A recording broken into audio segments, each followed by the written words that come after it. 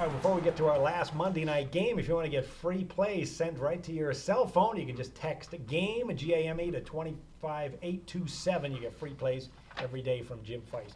All right, the Monday night game, we got the Ravens at the Cardinals. Boy, back in August, we looked at this and said, well, this is maybe a Super Bowl preview, but not the way things have turned out for Baltimore. When you look at the offensive numbers for the Ravens, it's not that bad. They're 11th in passing, not as good as a running team as last year, but they're in the middle of the pack.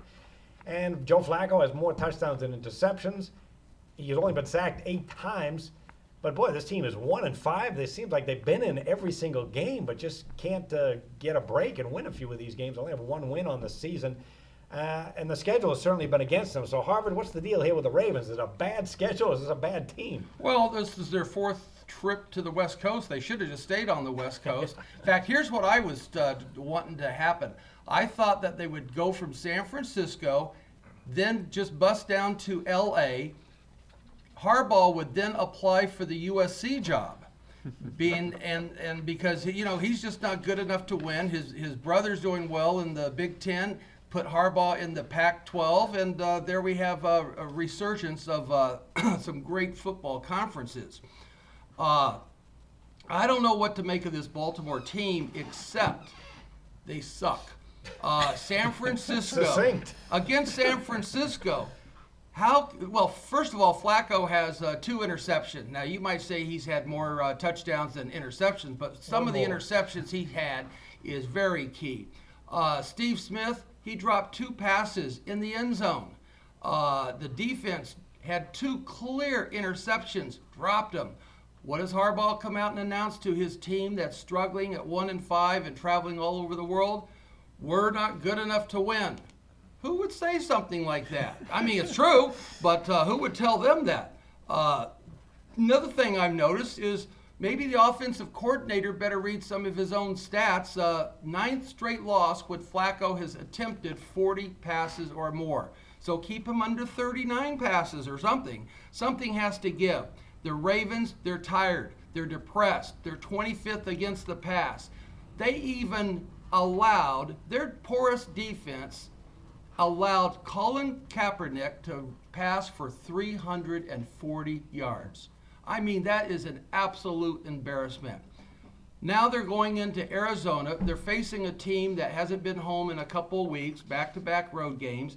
Zona's coming off a loss to Pittsburgh, 25-13.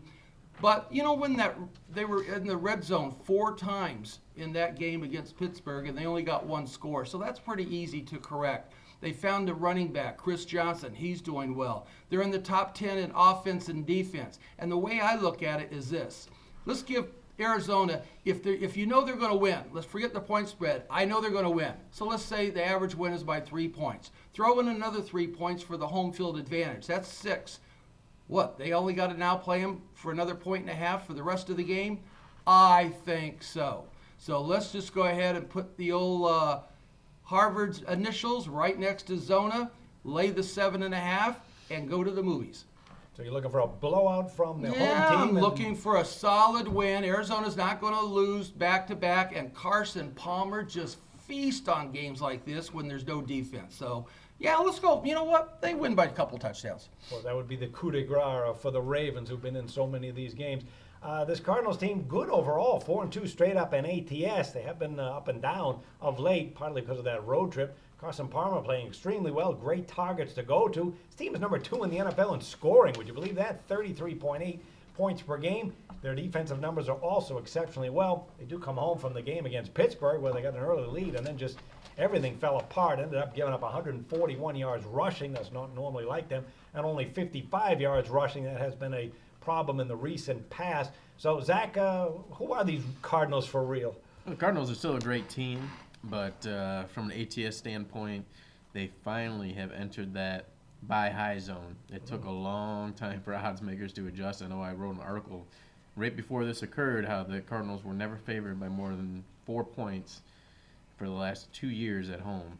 And then finally, right after I wrote that, and I know it was a weird coincidence, but right after I wrote that, they had that 7-point line against the Rams. And actually, no, they had one game that they had a 7-point line against the 49ers, blew them out. Followed up again by a 7-point line against the Rams, and that's when the buy high effect started taking its toll.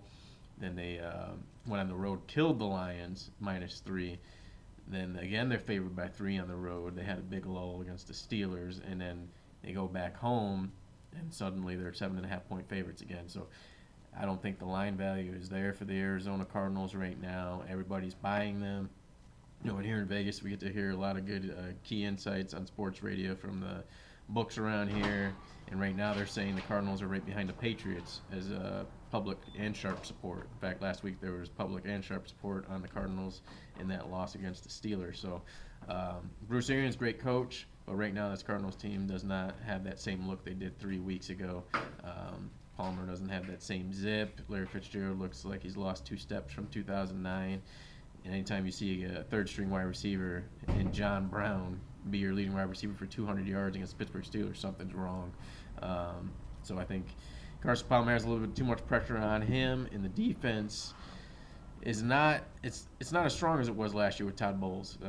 You can see that it's evident from the 6 games this season, and I think right now the buy high effect on the Cardinals is too high. Ravens 1-5, 1-4, whatever their record is, but they've been in every single game, lost by a touchdown or less, even 5 points or less maybe. And then Cincinnati lost late in the fourth quarter, Cleveland late in the fourth quarter, Oakland late in the fourth quarter, San Francisco last week by 5 points. So this is a team that stays in games.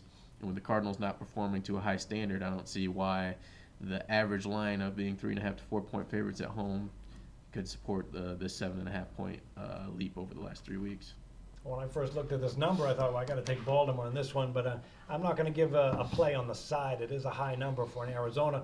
But I will give you a prop bet on the game. Carson Palmer is probably going to be 1.5 to 2 touchdown passes on the game.